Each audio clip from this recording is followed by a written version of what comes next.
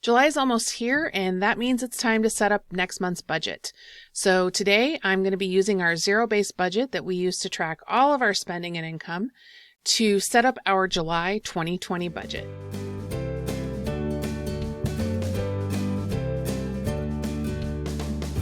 Hi everyone, and welcome to the Budget Bounce. If we haven't met yet, I'm Jen, and I talk all about our money on this channel. I talk about how we spend it. I track all of our expenses. I talk about how we pay down our debt, how we're saving for our future.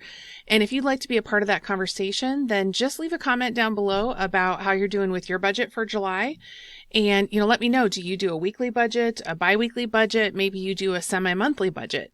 Our budget happens to be monthly, so I'm setting it up for the entire month of July. And if you would like to hear more about our journey or get some tips and tricks about budgeting and just meeting your financial goals, then click on that subscribe button down below and tap on the bell so that you'll get notified every time I post a new video.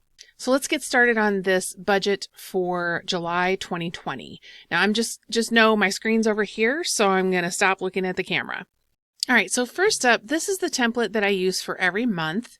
I start by copying over the previous month. So what you're seeing here is activity from June. And don't be distracted by what's going on in the actual and the over/under columns, because honestly, they have no impact whatsoever on setting up the next month's budget. We are focused on column C, the budgeted column. So that is where we're going to be spending our time today. All right, so I always start with our income here. And so that's this section here. And the first thing that you can see is that I have our regular salaries blacked out. I have no issues with sharing the total. I just don't share our details of who makes how much. So Matt and I each get paid twice a month, and so that's what these lines represent. In sinking funds, we always start with not planning on anything, but as we work through the month, we may end up adding some things to this. Emergency fund, we don't have any plans on spending anything. This airfare refund already happened in June, so I'm going to delete that. This ground transportation should have happened in June and did not, so I'm going to include it for July, and then we aren't going to have an insurance refund. When we look at all of this, then that leaves our total income at $9,465, so that's the bucket I'm starting out with. In giving, you can see that we plan on $100, and then moving on to housing, you can see we plan on $1,054 for our mortgage, $135 for our gas and electric utilities, nothing for water, garbage, sewer, because that's quarterly and we won't pay that again until August. Mobile services, I need to change to $185.30. We had a change in our plan and it went up by just a few dollars. Internet is at $101, and so that brings our total housing to $1,476. In transportation, I'm going to change gas from $300 down to $250. OnStar will be at $2107. We don't plan on any repairs for anything right now, but we do have a registration coming up, a renewal for the Lucerne, and that is $150 plus tax. So I'm going to, or $151 plus tax or something like that. That went up literally by 50% this year. It used to be $98 and it went up to, it's either $148 or $151. I can't remember. So anyway, so our total transportation is going to be $431 for the month of July. In food, I'm going to change groceries to $600 and leave dining at $100, and that takes our total to $700. And before we move on, I just want to let you know that if you are interested in using this template for yourself, I am now selling it on Etsy. So I will leave the link down in the description box below. Feel free to go check it out over there. Moving on to Henry, I'm actually going to remove the school fees and the fees and food service for school because he has graduated from high school and those are a non-issue now. I'm going to move the graduation party up for him. We are having that in July, and I'm expecting $500 for that.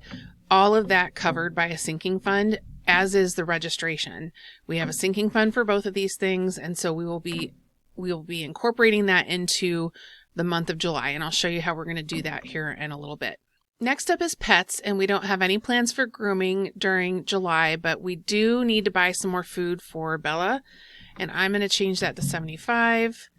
And then meds, I'm going to change to 85 because we have to renew a med that she takes and a chew supplement that she takes, both in July.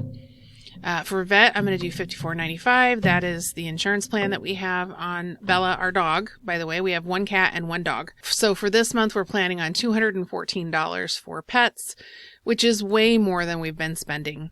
Now, in insurance, it's pretty normal. There's nothing drastic changing here, but Matt carries our medical and dental insurance, and he has his own life insurance, and so through his employer.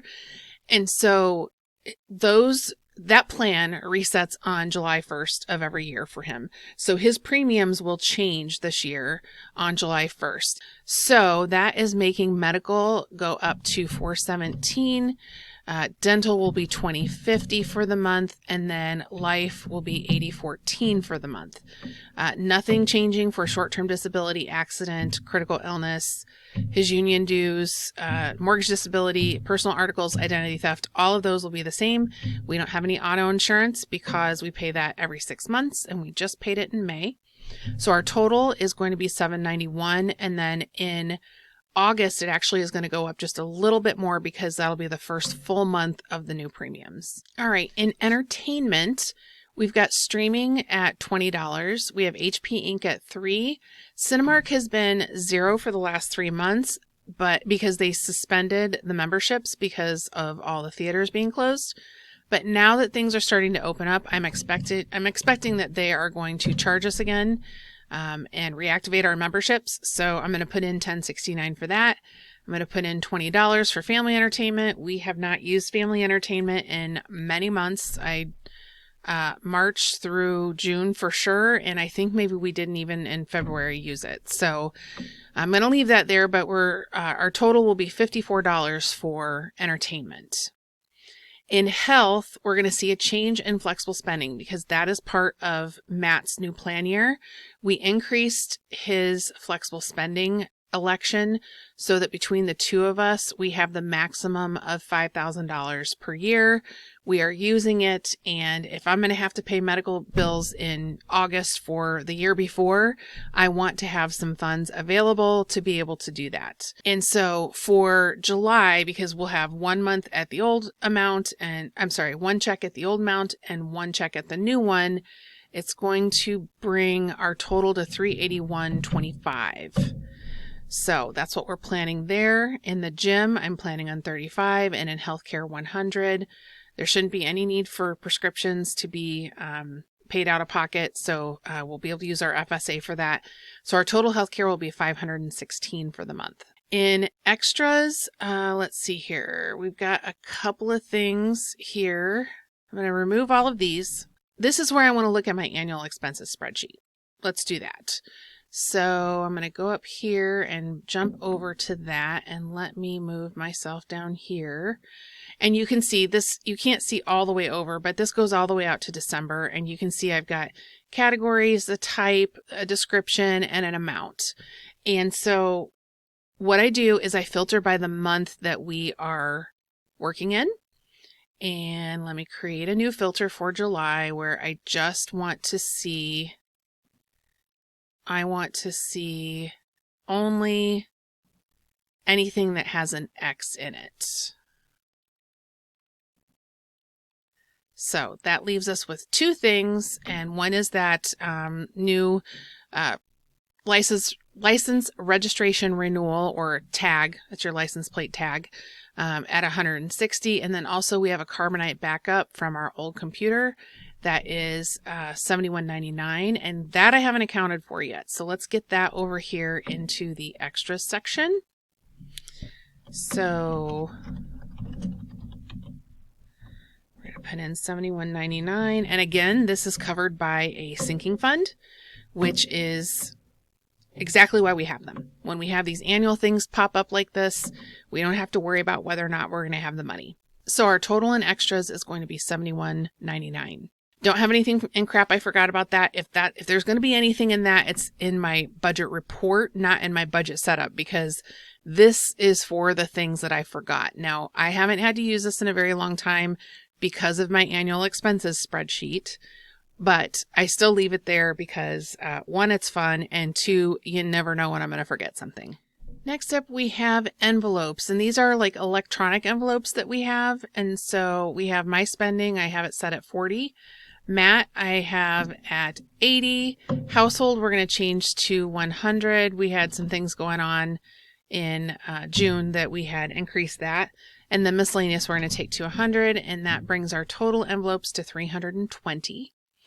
In the budget bounce, we don't have anything planned for education or equipment. Subscriptions, I'm going to change to $199, which is for my Google storage. And I have not had to pay Adobe for a few months, but they did charge in June again. So I think it was March, April, May, they didn't charge. And then they charged me again in June. But because I've decided to use Canva more, I paid in June, but I canceled my Adobe subscription. So I will no longer have that going forward. So the only subscriptions I'll have monthly right now are the $1.99 for Google storage. So that brings our total to $199 for July. Now in emergency fund, I am going to take this down to 50 like normal. And then we have the 70 that we do for the kids, and then Matt's and my retirement, which brings the total to 573. And then I'm going to remove this spent of 40. And so that gets our savings section set up. We always do $50 a month to our emergency fund. We're trying to build it up. While, our focus was already going to be on savings in 2020, but with everything going on, it just really reinforced it and really kicked us into gear to do savings for our emergency fund and our sinking funds and some things that we've been planning on doing that we need to just get them done, especially in light of the pandemic. So I'll talk about that here in a minute, but our total is 573 for savings. Next up, we're going to talk about sinking funds, my favorite thing. You can see we have a whole bunch of them here. So let me just run down through these. We're going to do $230 to auto insurance and $39 to auto registrations. We're changing business travel to $100. And let me just talk a little bit about why. So Matt works for the state of Illinois, where we live in the state of Illinois, and he has to do some travel for work. And because of his child support arrearage, they take any expense reimbursement that he turns in and apply it to his child support. And I have to admit that that is infuriating to me when he pays $725 a month to child support. And now basically he has to pay to travel to do his job. But anyway, the bottom line is Matt wants to take a new job. He wants to apply for a new job, and if he gets it, it will require more travel, including he could be gone for a week at a time for training, where he would be in a hotel for a week. And we've got to get this fund bulked up for him in case that happens. So we're bumping this from $20 a month for the incidental things that he was doing to drive 45 miles away to now things where he may be traveling every single day, like driving with tons of mileage and whatnot, and also may have to do some overnight stays. So we need to get this up to at least $1,000 to have in there. So we're moving to $100. So that's what we're doing with that. City utilities not changing. It will be 80. Let's see here. Clothing will be 40. Estate planning, I'm going to change this to 25 because that's where we start every month. We're not doing anything for gifts since we're spending it all in July. Henry School, we're going to leave it at $100. Holidays at $60. Image Cosmetics will be $50. Life insurance is $81. Healthcare, I'm changing to $25. One check ahead is $50. Online subscriptions, we do $80 a month. Pet expense, because we're spending over $200 this month, we're not putting anything into the sinking fund. Technology is $25. Travel, we're going to change this to the budget bounce. And because really the travel was for me to go to FinCon for the budget bounce, but we are going to change this from $340 a month down to $160. And so that will start in July. And this will be for any expenses related to the budget bounce, just in general. And it might include travel, it might not. And then vacation, we're going to do another 100. Vehicles, 150. This is our vehicle repair replace fund, and then wedding anniversary 15, and that brings our total sinking funds to $1,410. And so let's now talk about how we are going to use our sinking funds in July. So we've got a few things. So first of all, that new registration renewal that we have to do, that's going to cost $160. You can see we have $297 at the beginning of the month. We're going to pull $160 out and use that to pay for that tag renewal. In estate planning, we're going to use $900, and this is something we've been saving up for almost since the very beginning. Matt and I don't have wills or medical directives or power of attorney or any of that stuff set up.